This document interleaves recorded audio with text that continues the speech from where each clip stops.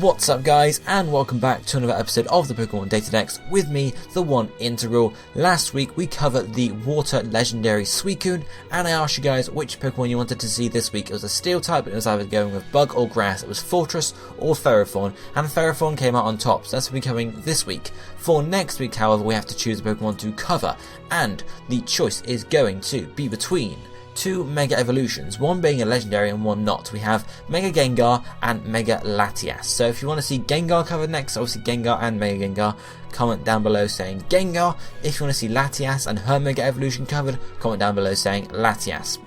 The one with the most votes will be covered next week, but for now, let's jump into Ferrothorn. So Ferrothorn is number 598 in the National Pokédex, obviously being introduced in the Unova region, and is a Grass Steel type along with being the Thorn Pod Pokemon.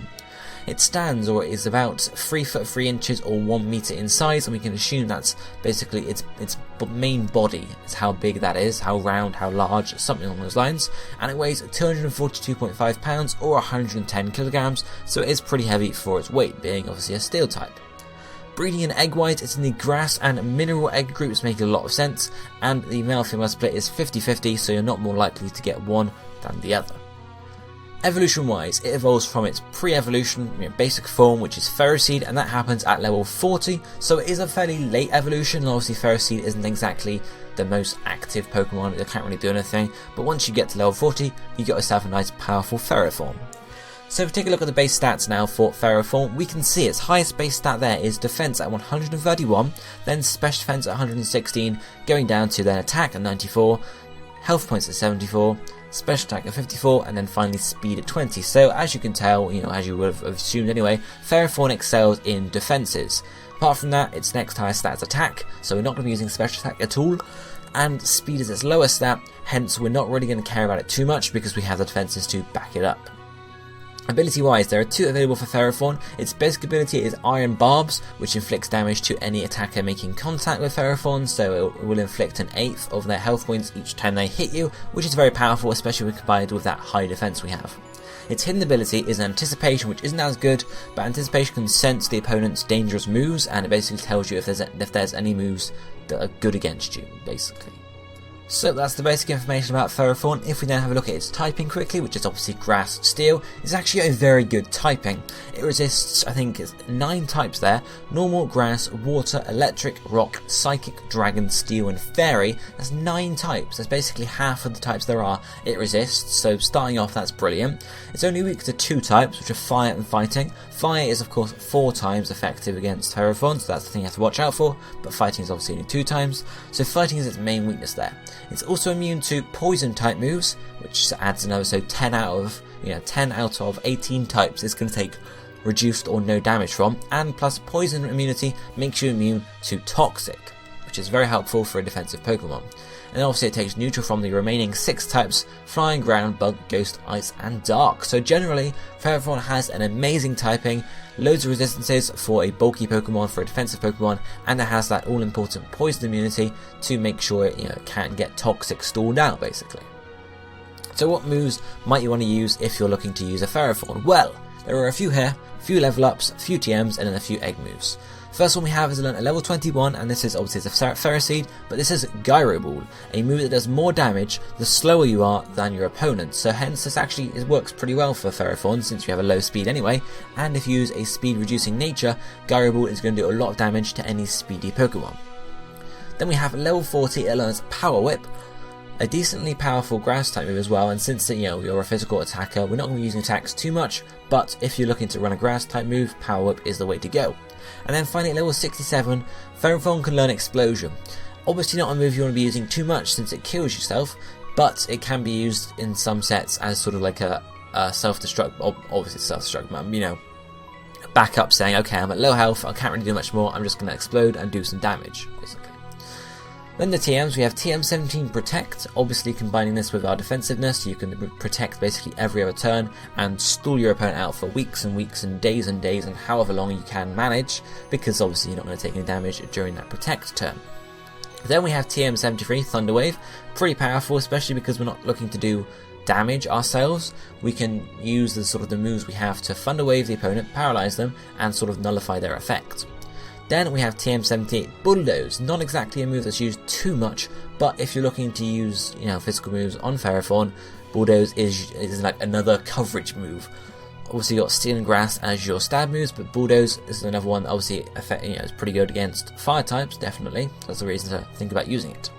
Then the egg moves we have, first is Leech Seed. This is a very important move for Ferrothorn to have because it acts basically as leftovers as well as a constant sort of source of damage to your opponent. Then we have Spikes, another egg move there. Again, pretty integral to Ferrothorn's set because it's used often to set up Spikes and Stealth Rock happens to be our last move here, either an egg move or it can be taught by the tutor in Auras, and obviously Stealth Rocks are similar to Spikes except they can affect levitating flying Pokemon and of course are rock type rather than ground type. So those are your 9 moves you could use, for Ferrothorn. There's just a few of them, of course. And then if we look at the sets you could use, well, the first one is basically your typical Ferrothorn set, basic stuff, nothing too much to go into detail there. And the second one's a different sort of set. It's I wouldn't say completely different, but it's a different style than the main one, and we'll talk about it when we get there. The first set, we're going to have Stealth Rock or Spikes. Of course, you could run both of these, but we just generally want one, because obviously Stealth Rock, it's going to affect all of them. Spikes, it's going to affect some of you guys get the idea. You either choose or you can run both, but you have to get rid of another move somewhere.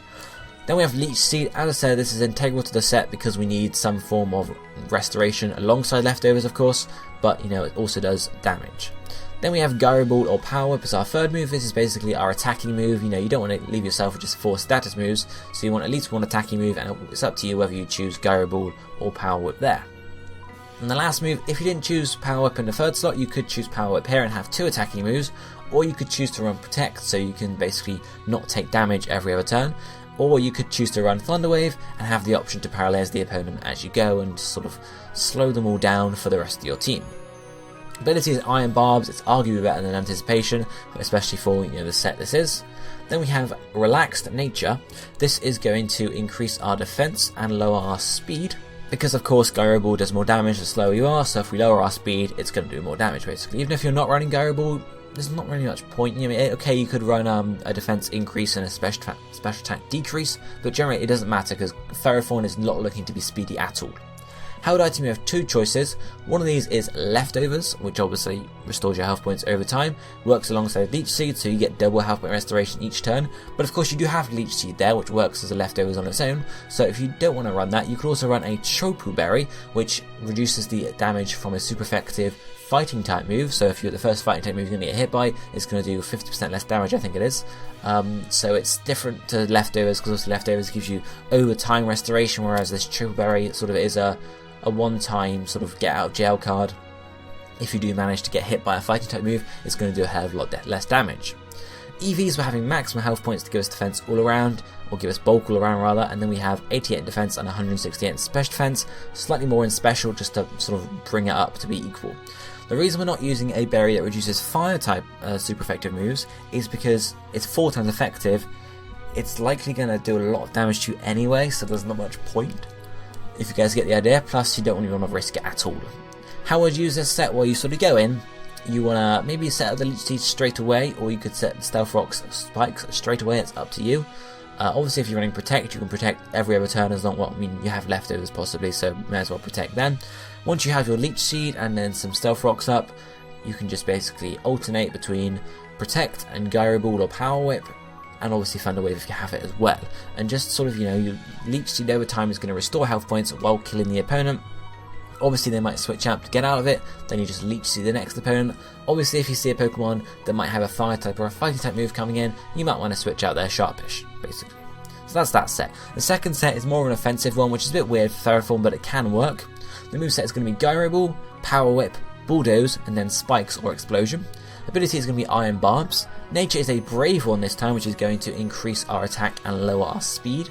And then the held item here is going to be a Choice Band. EVs being maximum attack, 248 in health points, and then a few, just the last 8 in special defense. So how does this work? Well, it's obviously a Choice Band set, but why are we running Spikes as a possibility in one of the ones? Well, that's in case if you go in and you just spike, switch out, So you can use it as a spiker, but obviously you can't spike and then attack. But we have Gyro Ball as our Steals tab, and obviously having increased damage from our lowered speed. Power Whip is our Grass stab. Bulldoze is a move for fire types basically. And then Spikes or Explosion, it's up to you. You can run Spikes if you're looking to use Ferrothorn as a spiker anyway. Of course, if you're running a Stealth Rocker or something similar as well as your team, you don't have to run that, and you can run Explosion instead, which is a case of, maybe you use Ferrothorn, once or twice, do some moves, gets reduced to maybe like 25% health points, 50%, who knows about that, and then you switch out, come back in next time, and explode. And obviously with Choice Banded Explosion with a maximum attack EVs, that's going to do a lot of damage, even if we aren't sort of a pure physical attacker in Ferrothorn. How would you use that set? Well, it's a basic Choice Band set. There's nothing too much to say here. You switch in, you use moves until you can't anymore, or until you're going to get killed basically. Then you switch out and you come back in later and use some more moves. There's nothing too much to that. But that is going to be it for Ferrothorn this week, guys. So what I want to know is, which Pokemon do you want to see next week? Gengar or Latias? Comment down below just a simple name, and the one with those votes will be covered next week. But for now, this is going to be it for me for today. If you enjoyed the episode, be sure to hit the like button, and I'll be seeing you next time. Thank you for watching. Goodbye, my friends.